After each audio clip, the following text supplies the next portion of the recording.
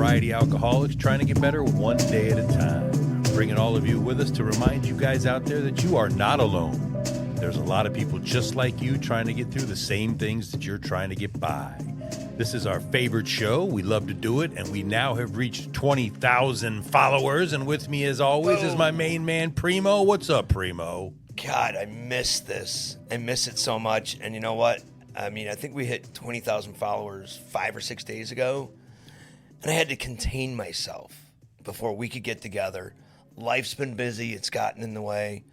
And, you know, and I guess it was cool. I mean, but I definitely couldn't wait to get on and say, you know, thank you everyone for coming and supporting us.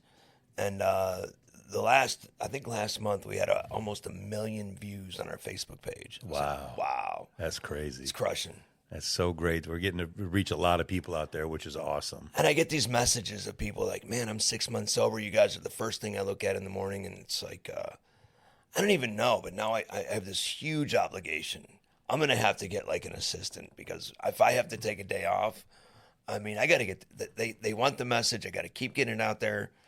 But, you know, the kids, I may end up on the ocean somewhere and unable to post. Yeah. Well, one really cool thing that you did over the last week is you took our message down to Miami. You were at the Alt Bev Expo, yes, which is beverages that don't have alcohol in them. Why don't you give us a little synopsis of your time down there, buddy? Okay, so there's as a sponsor, I'm going to say, look, there's a lot of marijuana in some of those drinks these days. So what's happened is this new generation that's coming out, that's the alcohol industry is 900 or 800 and some $1 billion. They're drinking that much less alcohol. Right, I heard that. Yeah, so the alternate beverage market is thriving. So people are making all these different things because nobody wants to get hammered anymore, like us, our generation. You know what I mean? They want healthy alternatives. And so I found it to be quite interesting. And I also knew that Adam David was going to be singing at the after our boy at the after party, and the winner of The Voice, him Sober and Jason guy on our show. Yes, he was a rock star. Yeah, he is so good, by the way. Yeah, really live, he was awesome. You know what? And he came up to me. He was at the stage, and I just introduced myself.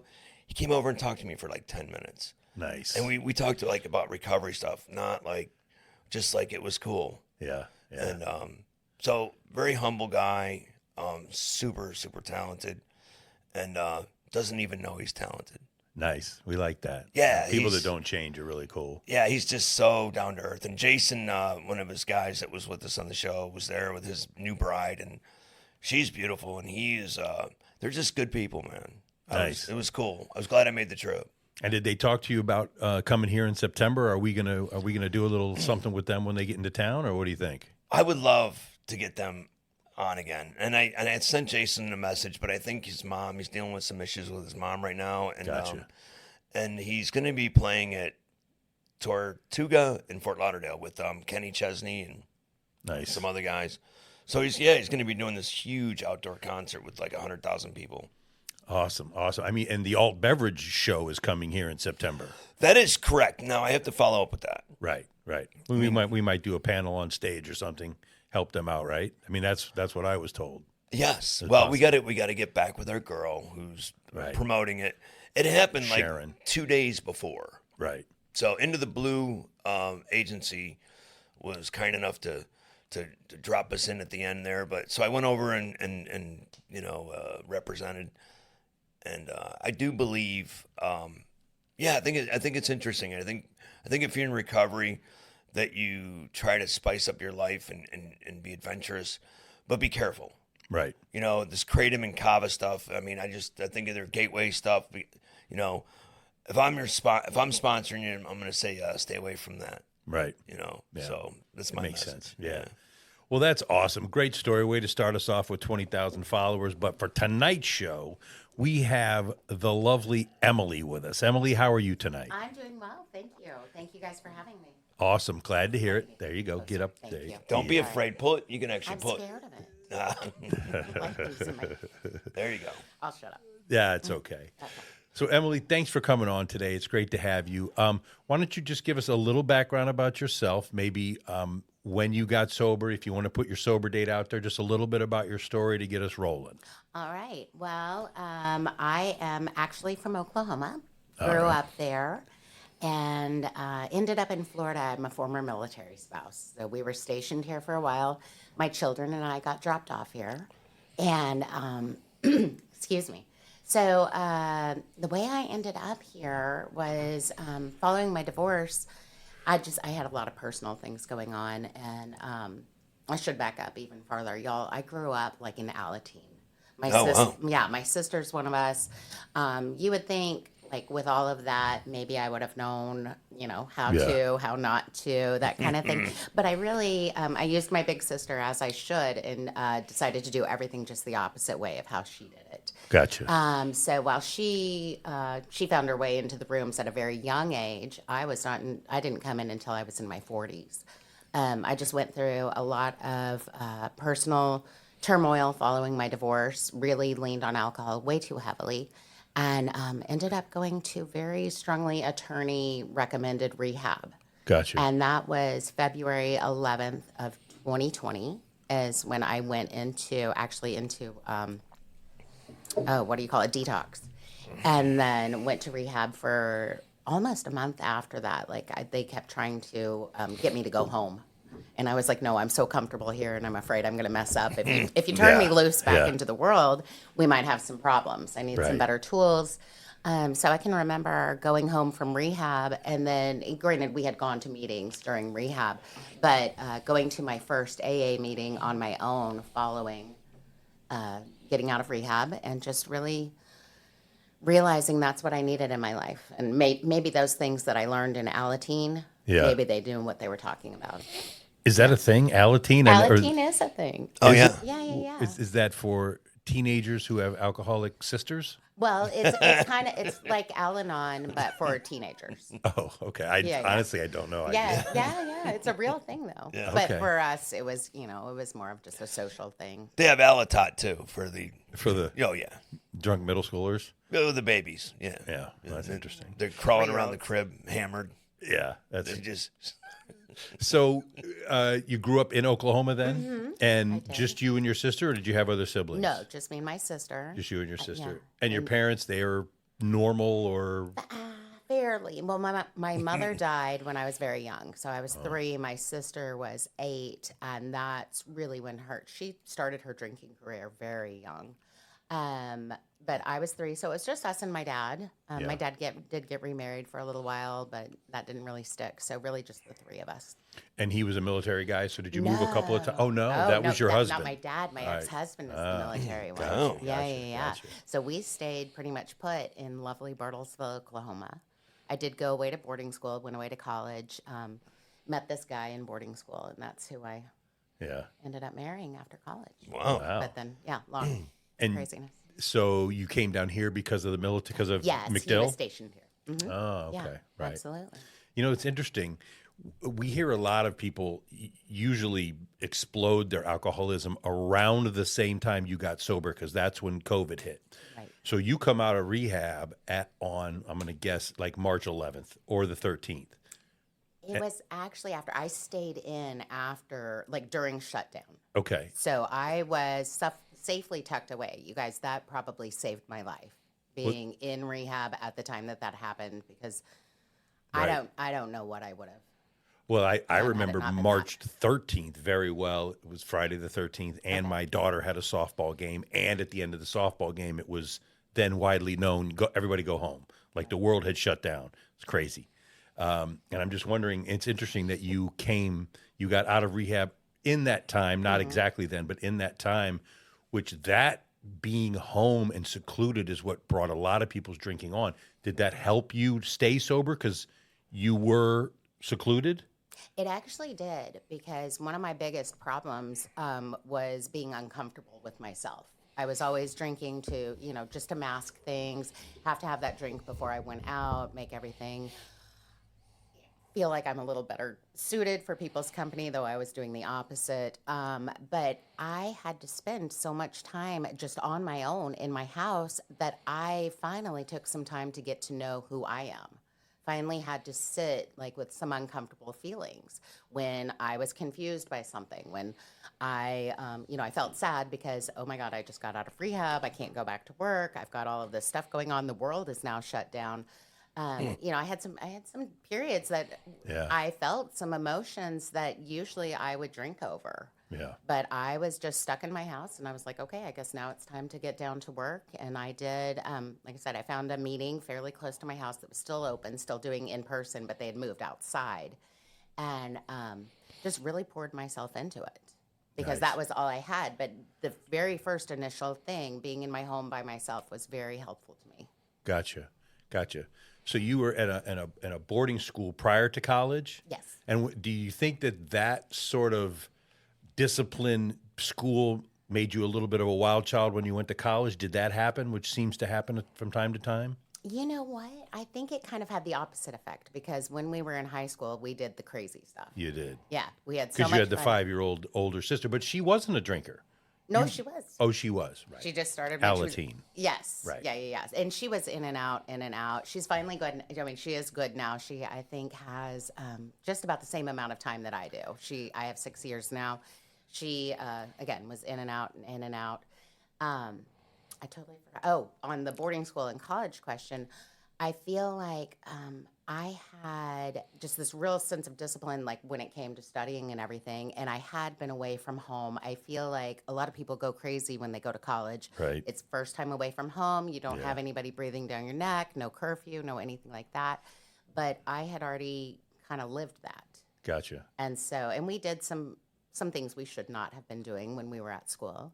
I know. Naughty. I've been waiting for that. Go ahead. Okay. Continue. But so I really feel like when I was in college that I kept to, we had this set study hour time that we had to do when I was in high school. So I still sat down 2 hours a night at my desk, and I would do my homework. I will say I was drinking in high school, and so I think I kind of took it to further extremes in college. Most people do. Took it so far. In fact, this is a sad story. I couldn't go through Rush my freshman year because we had deferred. I went to SMU in Dallas, and we had deferred Rush there, so second semester. So I didn't make grades because I was a little party girl. Right. It's bad news. I hear that about SMU. It's like that. No, I know. I have a niece that went there first. She lasted a semester. Oh, wow. And partied herself out of it. Okay. And there's actually that show Landman now. That, Oh, yeah. that Tommy, his daughter's going to SMU this season on the show. Oh, how and funny. she's going to tear it up. And so that's interesting. She's behaving. Yeah, barely. But well, that's interesting. That's great. So you had an early taste of the drinking lifestyle, brought it into college a little bit. Do you remember, was there a reason you slowed it down a little bit in college, or you just got tired of it? It was like, I've done this. Well, there was part of that, the I've done this thing, but then there was also, I was really taking my studies very seriously. So I was super focused on my my major. I did some crazy internships where I actually majored in broadcast. And so, yeah. We're hiring here. Oh, are you? Okay. I'm applying. I am definitely applying.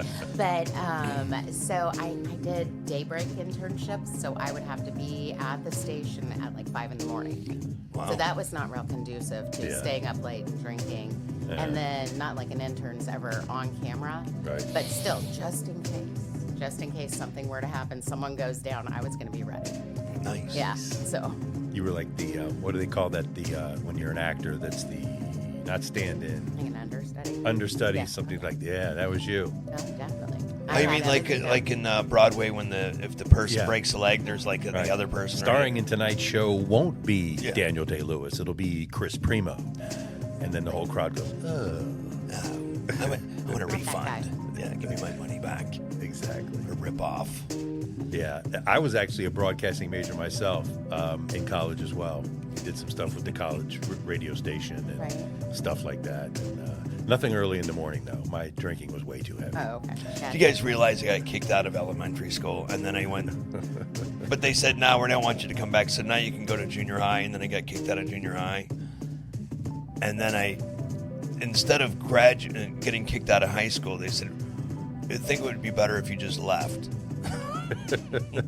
So that doesn't go on. Yeah, so it doesn't go on your, into it. Yeah, so it doesn't go on your record. Yeah. So Nice. that was my level. But then I became whatever. Yeah, you became the Sanibel Island Mafia king. Yeah. There you go. We've covered that. That's for sure. I know, but I'm sitting here like I never went to the prom. I mean, the rush and all this stuff. I didn't get to have all that, but I did go to college actually, eventually. But, Yeah. The speaking of not making rush, is it because you were already hammered?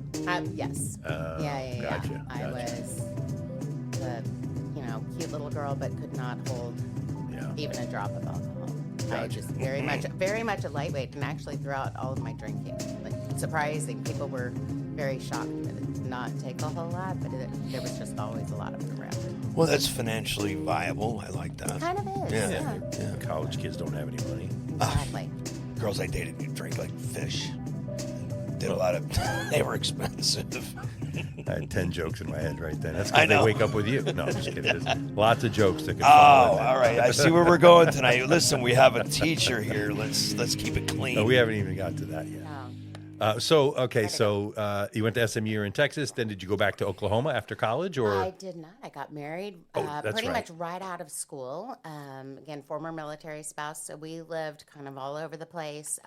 We moved to Germany when we first got married. I want to say as newlyweds, no kids. We were, I'd be a lie if I said drinking was under control, but it was kind of what everybody was doing at the time. Sure. We were in Germany. We had all the beer in the world that we could ever want to try, and Yeah. we made it our goal to try every single one.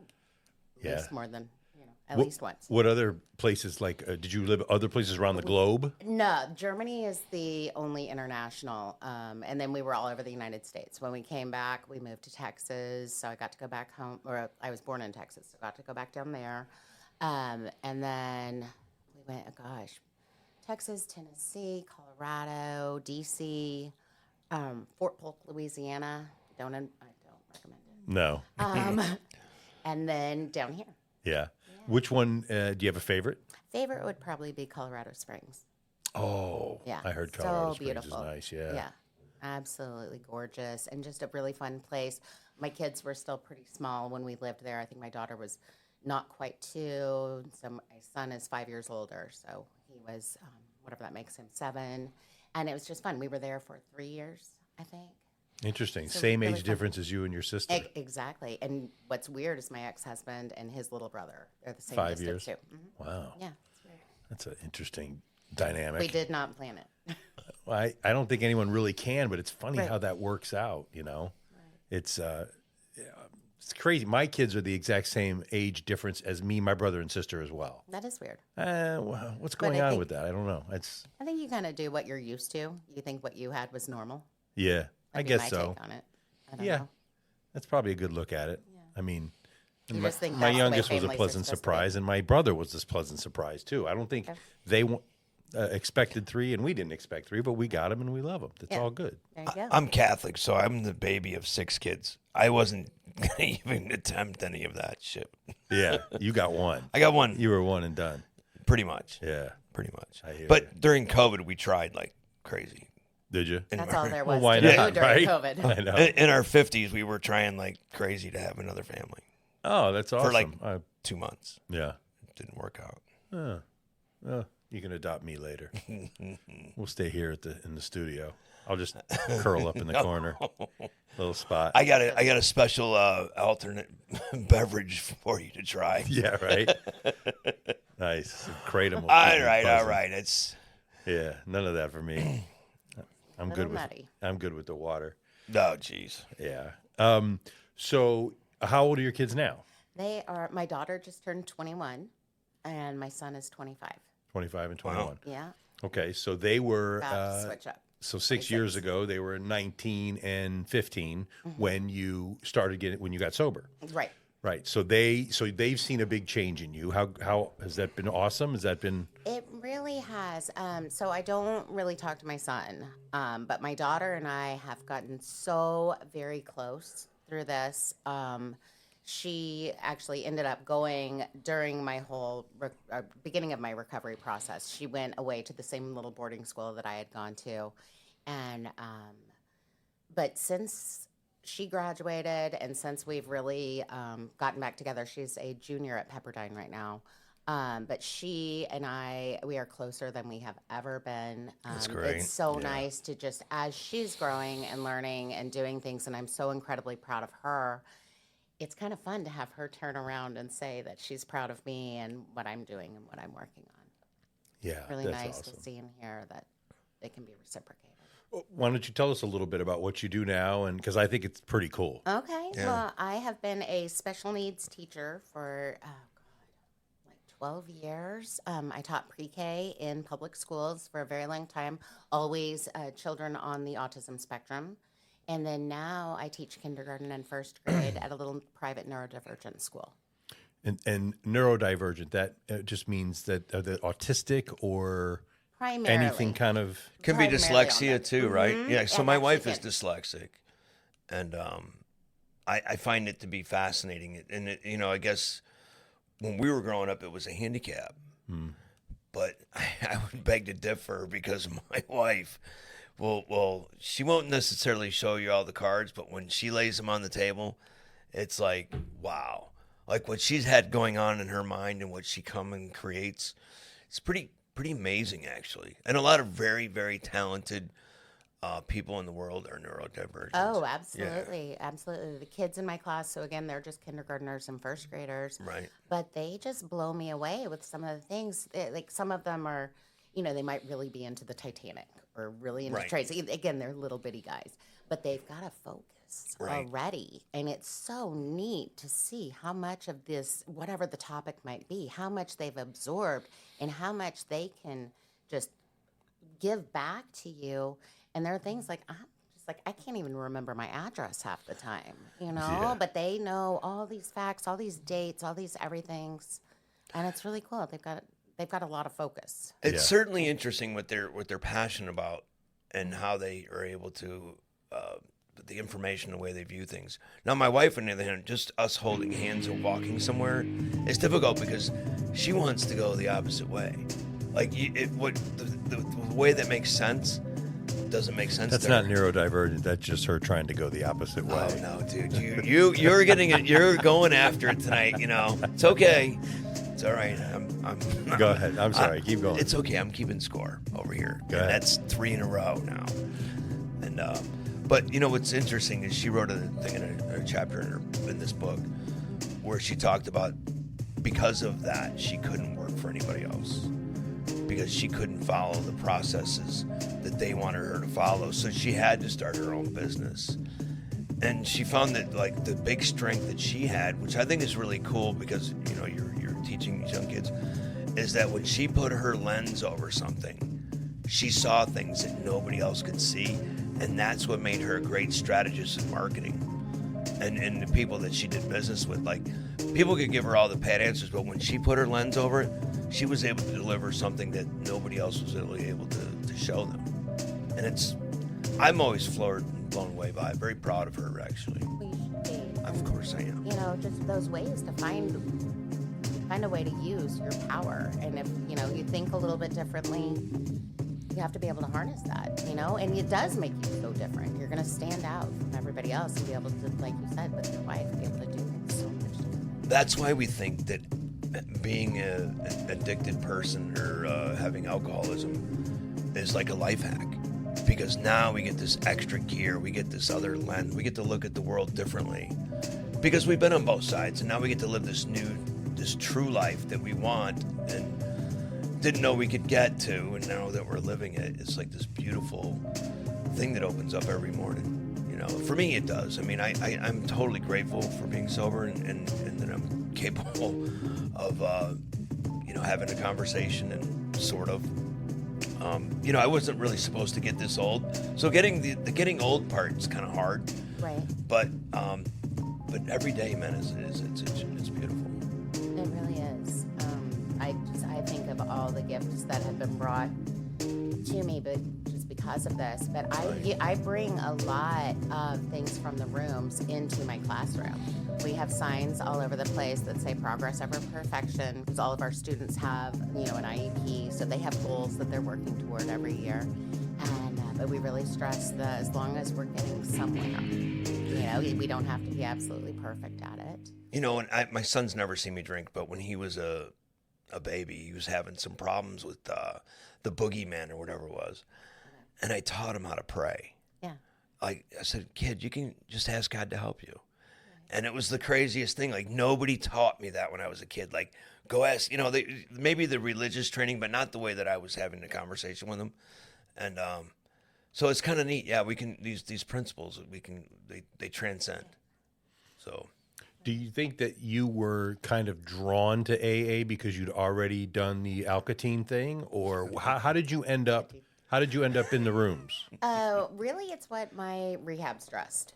They took us to meetings all the time, so I just kind of thought, I'm the kind of person that if you show me one thing, like that's what I'm going to stick with. When I had my son, the hospital put Huggies on him. I thought that's all he could wear. Yeah. We got a dog. My dad bought a dog for my son when he was 6.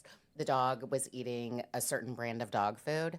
That's what she ate for the rest of her life, because I was like, this is what works for her. I'm not going to mess with it. And so since we were going to meetings while I was in rehab, I was like, you know what? I know that it works. I know there are different programs. I know there are different things that you can try.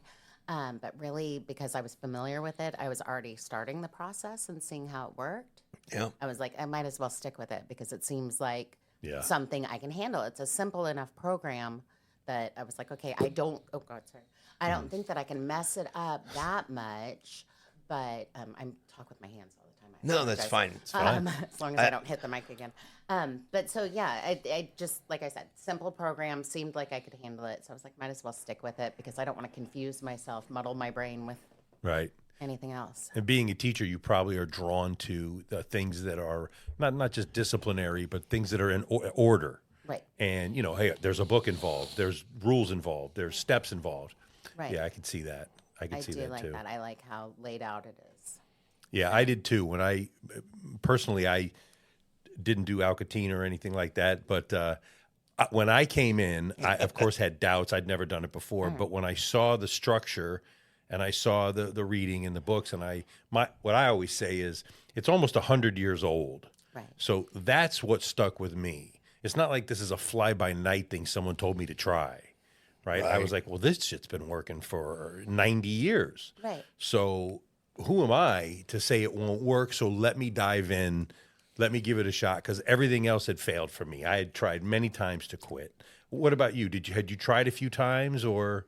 I had tried little things. I would give up drinking for Lent every year, but of course I would allow myself Sunday fun day during it. I would, of course, both times that I was pregnant, I managed to go that period without. But then little things like I could go, a week or so. I think one time I dared myself to do a month, but as soon as that was done, I hadn't done anything yet to start to change my thinking. Yeah. So the whole time I'm putting X's on a calendar to say, oh, look at me and how proud I am of myself for one more day done. But I was still thinking to when this is over. Right. We can just run right back to it. So I don't think I ever had a real end game in sight. Yeah. And then do you remember when that changed, when you decided, like, did you relapse a couple of times? And then, like, did you come in and relapse? And then one time you were like, all right, I'm done. No. No. Once I went to rehab, I'm still a little one chip wonder. Okay. I have my first white chip. Nice. Nice. Me too. Okay. Yeah. I don't want to start over again. No. It seems no. unbelievably hard. I'm going to say congratulations, but Thanks, whatever.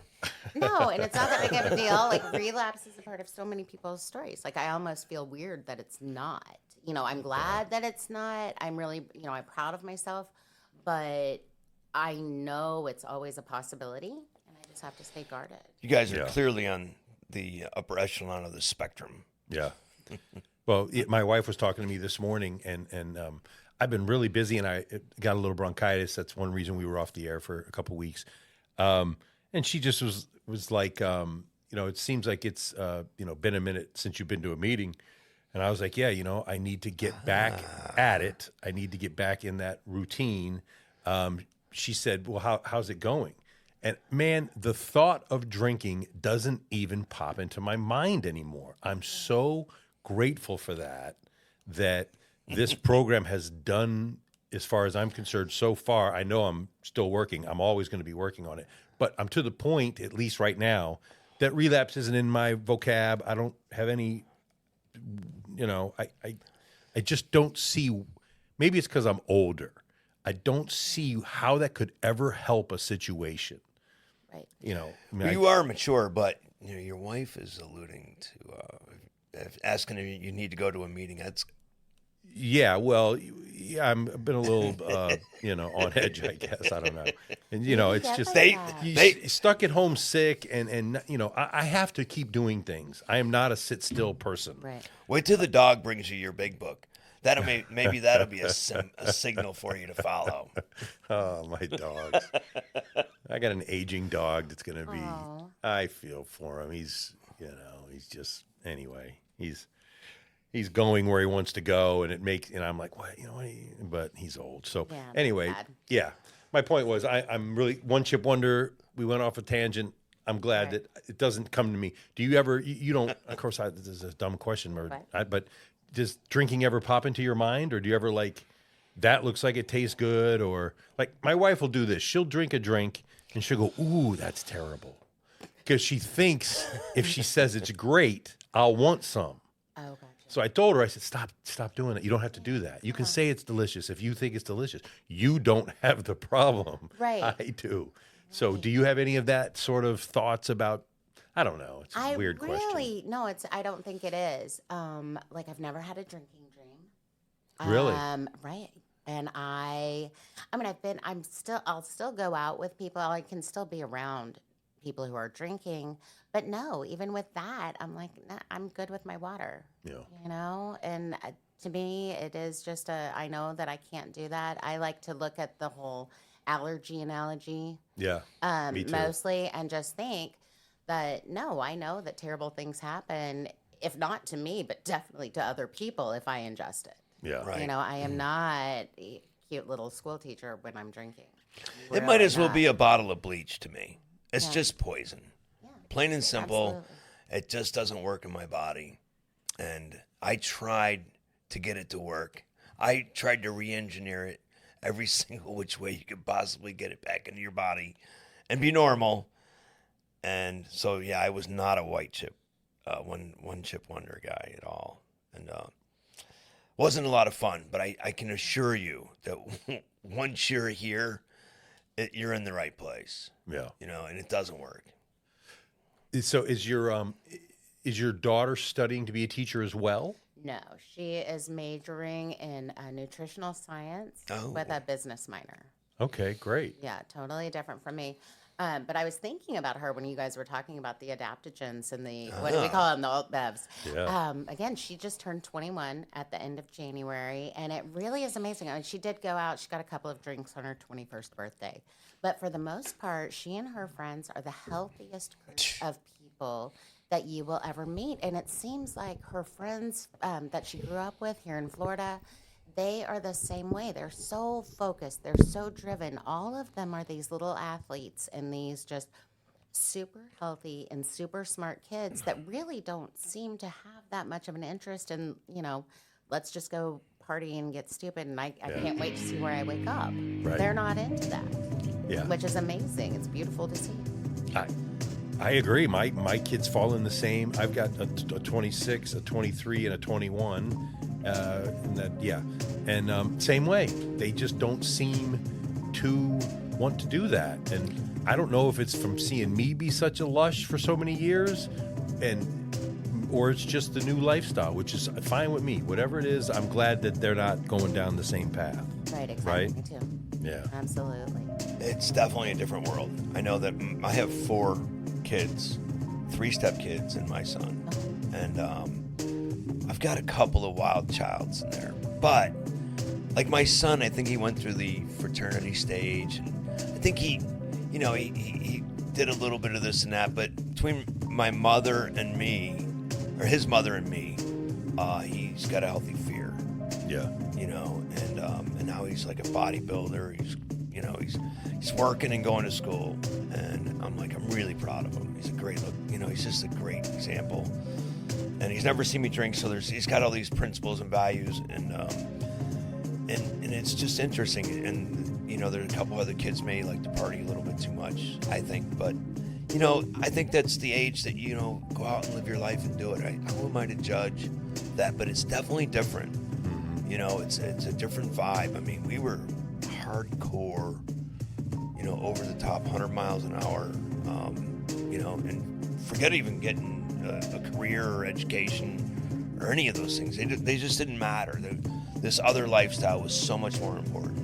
Yeah. And I don't see that in today's generation. And thank God, It's like what you said in the beginning, that the alcohol industry is down $1 billion or something. $800 billion is something ridiculous. Yeah. So these alcohol companies are struggling on how to get the revenue back up. So they're creating other things. And marijuana is really taking a big bite out of that apple, Yeah. I think. There's a lot of marijuana. And I mean, it's kind of annoying. Everywhere I go now, I smell marijuana. I'm like, Jesus. But, it's not for me. Right. Understood. So let's go back. So you and your ex-husband come to Florida, and so when about does your drinking ramp up? Oh my gosh! Within the first year of us being here, it was really bad. I was a stay-at-home mom. I had just earned my teaching certification.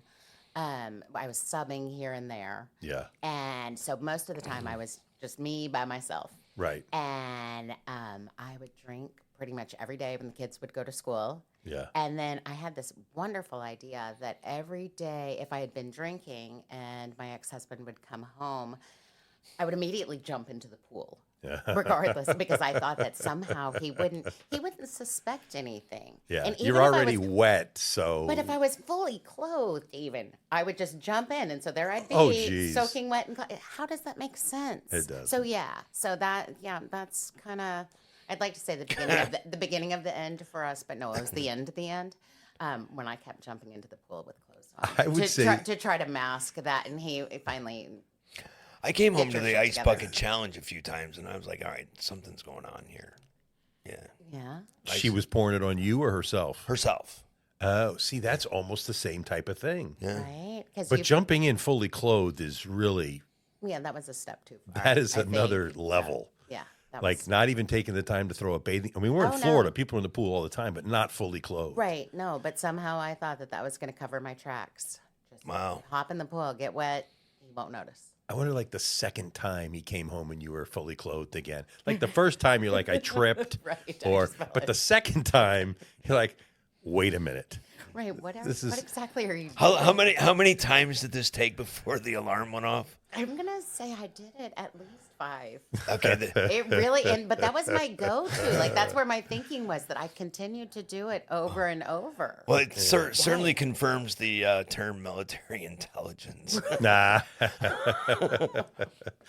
What did the kids say? Mom, you're in the pool again. Pretty much, yeah. They'd just be like, there she goes again. There she goes, just jumping There in she her goes. clothes. Yeah, there she goes, Mom. Yeah, I'd say What's going on with that girl? AA was a good move for you, like Yeah, the rest it of us. de- it If that was your definitely MO. Yeah, you didn't even have to go all the way to the bottom. That's good. Yeah. Yeah. I mean, I had some stuff happen, but yeah, I That's- hearing stories like, yeah, it could have gotten a whole lot worse. That's a good qualifier. Yeah. The pools, yeah, I like it. Thanks. All right. Yeah. So Thanks, I try. we'll move past the ex and let's move into, actually, your current husband was a guest on our show a few shows ago. What was it like finding a partner who's in the program? Okay, this has been amazing. It is. Okay, so first, he's still my fiance. Okay. We did just move in together, so we got that going, and we got a cat. We got a cat together, and we have a house together. Did you pick out the cat? I did, well, together. Okay. did. Okay. I nice. Yeah, her name's Ophelia. She's lovely. She's the cutest little thing. Beautiful. So tell us how it tell us how it blossomed. Come on. Let's see. Okay, well, we met at our home group. I believe he just came up and flat out asked, "Do you have a boyfriend?" And at the time, I did. And he was like, "Well, I'm just going to kind of wait this out. And then we've been together almost 2 years now. I really can't. I think we had plans to go to a concert. Yeah. And I really felt like we were maybe going just as friends. We'd been talking, we'd been texting a lot, but I didn't know where anything was going. And then he invited me. He was making dinner for me at his house. And so, Smooth. yeah. Wow. So that was before the concert. And we've Classic been together 13-step move right there. Classic. It was cute, but it's really fun. It's fun being with him. It's a very different take on everything because he's got, we're working the same program, but it's still different. Everybody does it their own way, and he has so much more time than I do. I really sometimes when he's speaking, I'm like, oh, but he's not that much older than I am. He's 15 years older, but he has. 32 years more of sobriety than I do. Right. So that's just kind of cool to kind of compare and contrast our stories with where my drinking career really took off in my 40s. His ended in his 20s. So that's a big difference to look at those kind of things. But then also he's just an amazing sounding board to have in my house, to have somebody who knows what I'm talking about, knows what I've been through, and same with him. I can understand his story, even though, again, they were separated by some time. We all have so many more similarities than than you first think. You might walk into a room and be like, I wouldn't really hang out with that person or that person. But sure. Everything, no matter what the story is, it's still the same. Yeah. And Mike is one of the few people that has known me since 28 days sober. Wow. Yeah, he was my therapist. That's so crazy. I know. He's my therapist now. I know. I I think I might need to call him. Yeah, a you good guy. should definitely get him on your speed dial, my friend, because he could help you. Yeah. But he was a very I don't know. Sometimes certain people can reach you, and he was able to reach me from a level of I just felt like closer to him. Like he wasn't like an authority figure to me, but somebody that I could confide in at the time. So I remember scaring the shit out of him though, boy. Oof. He was not ready for my crazy. Yeah. But he hung in there, man. I was like, he came and took my car keys away because I got in trouble. And I really had a conniption, I guess we'll call it. And he was like, I don't know. He probably could tell you about it. But, I will certainly ask him. Yeah. Wow. And you've been sober almost 34 years, so you've known him a long time. yeah, March 9th, the 9th of March, I'll be 34. Nice. If I stay sober between now and then. 8 more days. I may have to go. I may have to lock myself up for 8 days. No, it's going to be great. You'll be You fine. got this. I got Be it. fine. Got this. That's next Monday. Yeah. I know. That's quick Nice. math. Well, my sister's birthday's the 7th. That's Oh, I okay. kind He's like a savant with certain things. It's weird. He's like a Rain Man. Oh, I'm sorry. Numbers guy. I'm giving a few, no problem. boom, boom, a few jabs back. My youngest is kind of like that, but she's also dyslexic. Oh, okay. And I remember when the doctor told us she doesn't learn like this. She learns like this. She has to come Right. it from a different angle. Wow. Yeah. So I would tell coaches when she was a young athlete, I would say, she's going to tell you she understands when you tell it the first time, but she doesn't. Right. So go ahead and tell her more than once, and she will get it. And now she's Dean's List. She's my smartest kid. And it's all because of like what you said about Kelly, the extra work with the neurodivergence. Right. And she's worked it into her studies skills. She's ended up super smart because of it. So I have a question regarding so it's interesting to me is as the program changed, and if you're coming in through the COVID era, obviously some of the foundational stuff of the program kind of changed a little bit. People were Zooming, Right. doing this. I mean, it used to be a very definitive path, especially for the men. We wouldn't be. So now the women coming in, when you see a new person coming in and you reach out to them, I guess you give your number, you're sponsoring people, I'm sure, right? Yes. Okay. So how do you approach that with I have my way of doing it, but I'm just curious what the new age way of reaching out to the newcomer is especially for the women. And most of our followers are women. We have about 80% of the people that follow the show are women. So That's amazing. and I've been trying to find some strong female voices to come on and share some of their experience because it's because we have that many women following the show. Right, lots of women followers. So really reaching out to them just when you see that newcomer, just like I'm sure it's the same way you guys do it, but just when you see the new person walk in, go up, make sure you introduce yourself to them, chat with them, and then if they want to ask you, they will. My own sponsorship line though, it's it's old school. Good. We trace it back. We meet with my grand sponsor once a month. Oh, nice. I do meet in person with my sponsor once a week. And we will do this. I send her my inventory once a week. I do all of the stuff. And we just make sure that every girl who comes into our group does it the exact same way that we've done it so that we can say, this has been, this is the way it's been done. I do share that, you can still kind of pick and choose. If this doesn't fit you, what we're saying, make it make sense to you. I gotcha. Kind of thing.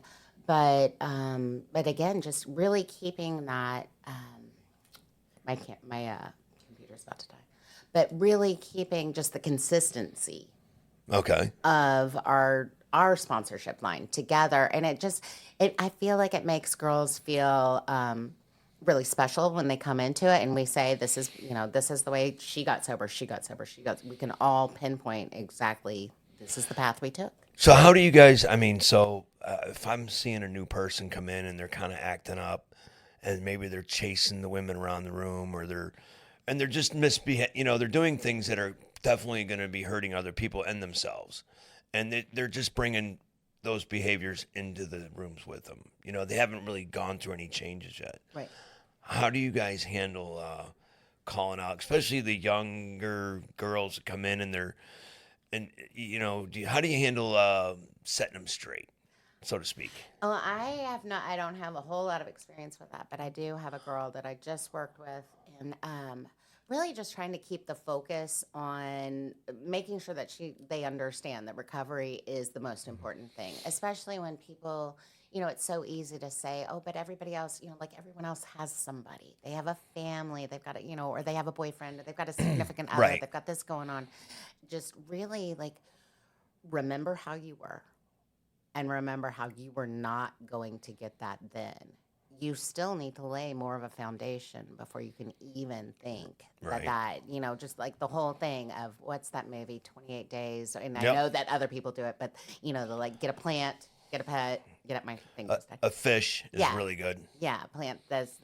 But it is true. See if you can keep a fish alive first. Yeah, and then move on to something else. So that's been my biggest thing. Like, seriously, if you haven't figured yourself out yet, if you can't take care of yourself, what the heck are you doing? So I feel like when people are willing to listen to that, then they'll be like, oh, okay, maybe I should settle down on this. Nobody Maybe listens she knows to that what shit. You're talking about. Well, I know. Well, before Mike and I got together, my daughter, I had been dating somebody else, and my daughter said, well, Mommy, I think it'd be a really good idea if you were single for a while.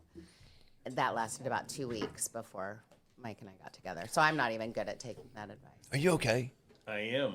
But her Oh, computer yeah, has my stopped, computer died. So I'm going to get her on camera with my computer. Whoa. Hi. Just like Wow, that. sinking. See that? Dude, See you how we're are doing that? Thank you. You guys are both in broadcasting, so you can see the skill set. Yeah. I probably need my mic. Just Well, you know what? Speaking of women in the program, here on Sober Shenanigans, we like to have a shenanigans celebrity quote during the show. And this week we did pick a famous woman, Lana Del Rey, singer and actress. We love her work here. Her quote is as follows: "My parents were worried that I was worried. I knew it was a problem when I liked it more than I liked doing anything else. Like, at first it's fine, you think maybe you just have a dark side, and that dark side's exciting. And then you realize the dark side ends up winning every time. I left school to go to rehab to save my life, and now I have a life worth saving, and I get to help others." Yes. awesome quote from Lana Del Rey. Thank you, Lana Del Rey. Welcome to the dark side. Yes, good stuff. So, yes, keep talking. Go ahead. You guys, what were you guys talking about? Well, we were talking about young 13-steppers running around, shaking their tails, and then the elder states ladies setting them straight. Yes. We were talking about the laying down the yardstick or the rulers or whatever they do. I don't know. I often wonder, like, so I always used to think that there was like a little like an effigy of me that they would stick needles in at their sponsorship meetings, you know? Right. Yeah. Like, and there was a picture of me with a circle and a slash through my face to stay away from that guy. At least that's what I used to think.